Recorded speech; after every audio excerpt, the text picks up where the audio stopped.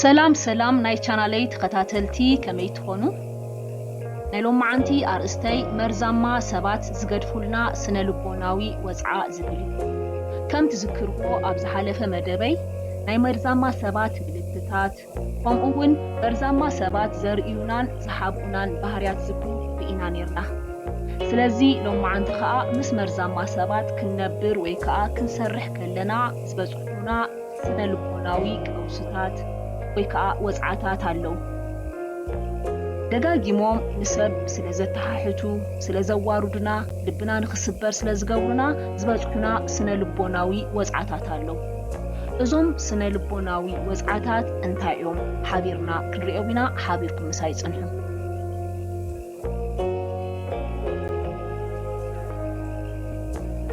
ኣቀዲመ ኣብ ዝሓለፈ መደበይ ሓደ ዝጠቐሱ ነገር ነይሩ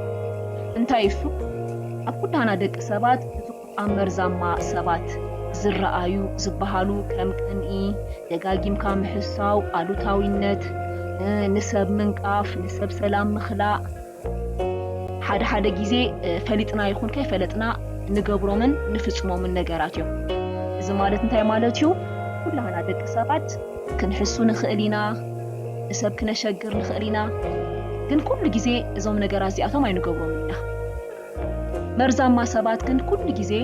ኣብ ዕለት ህይወቶም ንሰብ እንዳነኣኣሱ ንሰብ እንዳሕዘኑ ናቶም ድሌታት እንዳቀደሙ ኣብ ዕለት ከምዚ ማለት ስለዚ ምስ ከምዚኣቶም ዓይነት ሰባት ክንነብር ወይ ከዓ ክንሰርሕ ከለና ዝበጽሐና ወጽዓ ኣሎ እቲ ዝበጽሐና ካብ ዝበጽሑና ወጽዓታት ሓደ እንታይ እዩ ናይ ልቢ ስብራት እዩ ምስ መርዛማ ሰብ ክንነብር ከለና ደጋጊምና ክንስበር ንኽእል ልብና ተደጋጋሚ ይስበር ማለት እዩ እናነኣእሱና ስለዝሕሱና ተደጋጋሚ ልብና ይስበር ንዓና ደስ ዘይብል ነገር ስለዝገብሩ ንዓኣቶም ደስ ዝብሎም ጥራሕ እዮም ዘተውኩ ማለት እዩ ንዓኣቶም ዘሐጉሶም ነገር ምግባር ጥራሕ ስለዝደልዩ ንሕና ምስኣቶም ክንነብር ከለና ንህና ድሌት ብኻልኣይ ደረጃ እዩ ዝስራዕ ብኸምዚ ምኽንያት ልብና እንዳተሰበረ ይኸይድ ማለት እዩ ዋላ ሕድገት ጌርና ቅሬታ ጌርናሎም ደጊምና ምስኦም እንተነበርና ሕጂ እውን እቲ ናይ ቅድም ዝገብርዎ ነገር ኣየቋርጹን እዮም ኣይገድፉን በዚ ምክንያት ንሕና ደጋጊምና ልብና እንዳተሰበረ ንነብር ማለት እዩ ስለዚ እዚ ምስ መርዛማ ሰባት ክንነብር ከለና ካብ ዝበጽሓና ወይ ኮላይ ካብ ዝገድፉልና ስነ ልቦናዊ ወጽዓ ሓደ ናይ ልቢ ስብራት እዩ ማለት እዩ ካልኣይ ከዓ ምስ መርዛማ ሰባት ክንነብር ከለና ካብ ዘጋጥመና ወይ ካብ ዝገድፉልና ስነ ልቦናዊ ወጽዓታት ሓደ እንታይ እዩ ምስ መርዛማ ሰባት ክንነብር ከለና ክንዓብድ ንኽእል ኢና ነፍስና ምስ ነፍስና ክንዳናገር ነፍስና ኸጽልአና ይኽእል ኩሉ ግዜ ዝኾነ ጌጋ ከም ዝፈጸምና ኮይኑ ይስምዐና ማለት ዝኾነ ዝተጋገናዮ ጌጋ ኣይንፈልጦን ኢና ግን ጌጋ ዝፈጸምና ብነፍስና ንኽንጠራጠር ይገብሩና ስለዚ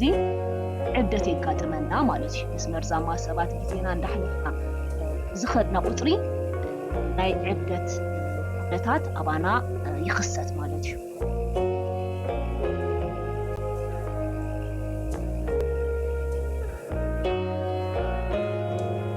ሳልሳይ ከዓ መርዛማ ሰባት ካብ ዝገድፉልና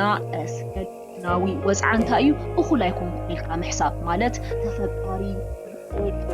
እኹልን ኣይኮንኩን ኢልና ንኽንሓስብ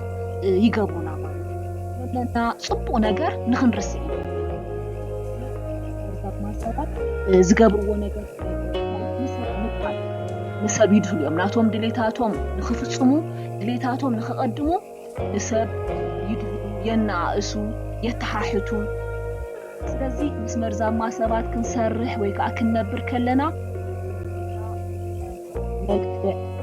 ጽቡቕ ጠባይ ክንርስዖ ይገብሩና ዘለና ጽቡቕ ነገር ይገብሩና ማለት እዩ ስለዝድህሉና ማለት እዩ ስለዝድህሉና ዘለና ዋጋ ንርስዕ ብቑዕ ኣይኮኑን እኹል ኣይኮኑን ብሰብ ኣይፍቀድን ዘለና ነገር እኹል ኣይኮነን ኢልካ ክትሓስብ ይግባና እዚ ሳልሳይ ደረጃ ተሰሪዑ ዘሎ መርዛማ ሰባት ናዊ ወፃ ወይ ኮላይ ቀውሲ ማለት እዩ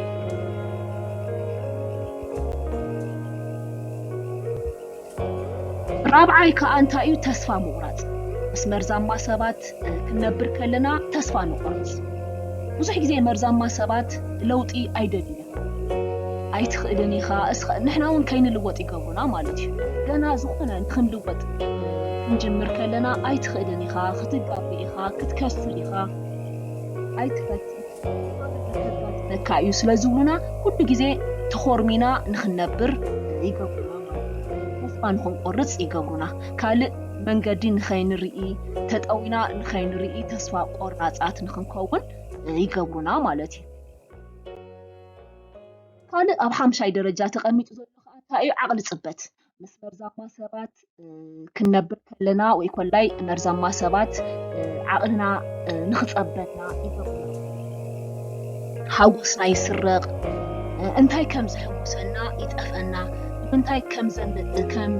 ዝዘናጋዕ ነብስና ብኸመይ ጌርና ክንሐጉሳ ከም ንኽእል ይጠፍአና ስቕ ኢሉ ጸኒሑ ዓቕሊ ይጠፍአና ይስልችወና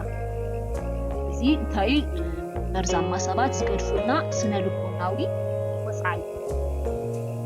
ነብስና ምሕጓስ ኣይንኽእልና ዝሐጉሰና ነገር ይጠፍአና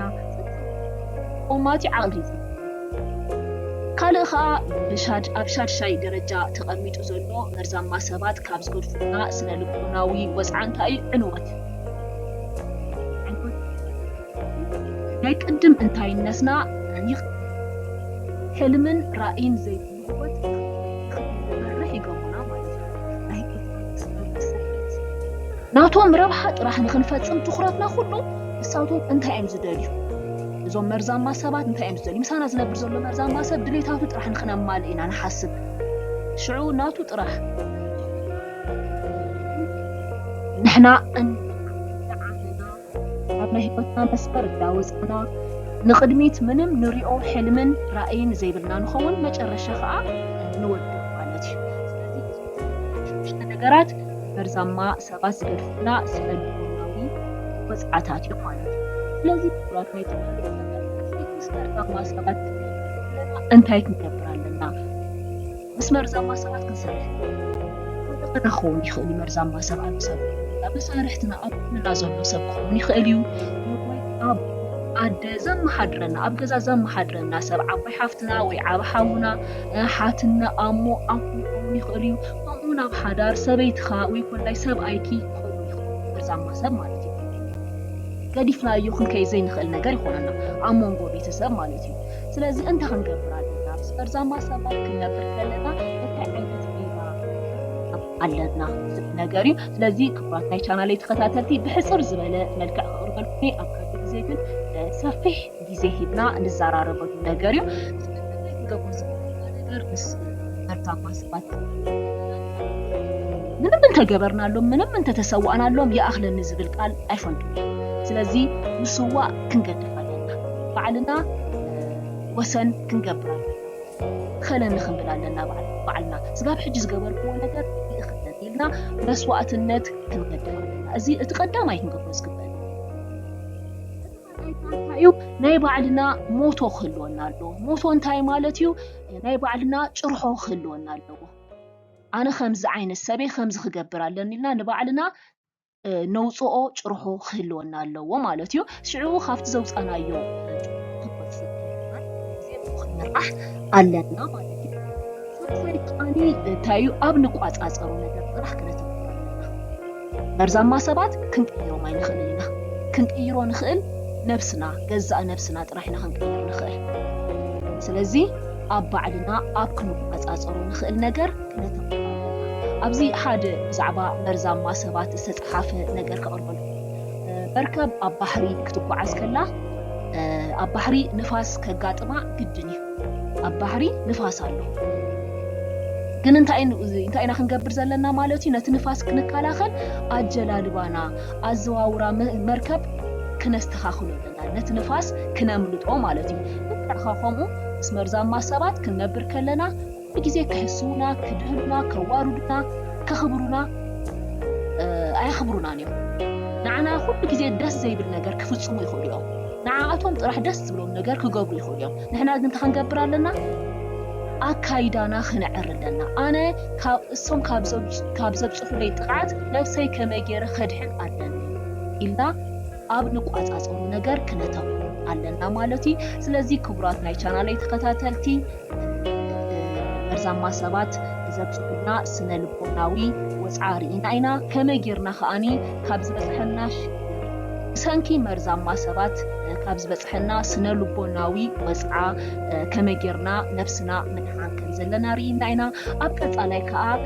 مس مرزما بيتسب كنبر كلنا أنتي تكبار علنا زي نجار كمرينا سلزي زخبر ناي channel تكتاتلتي معنتي زغرب ندب زلكم ريتو أبكم صحافو لي لايك شير سبسكرايب مكبار كي ترسعوا حبيبكم سايس نتصنعهم أزي إذا بس أبقى علي كنت أخبينا سلام يغني لي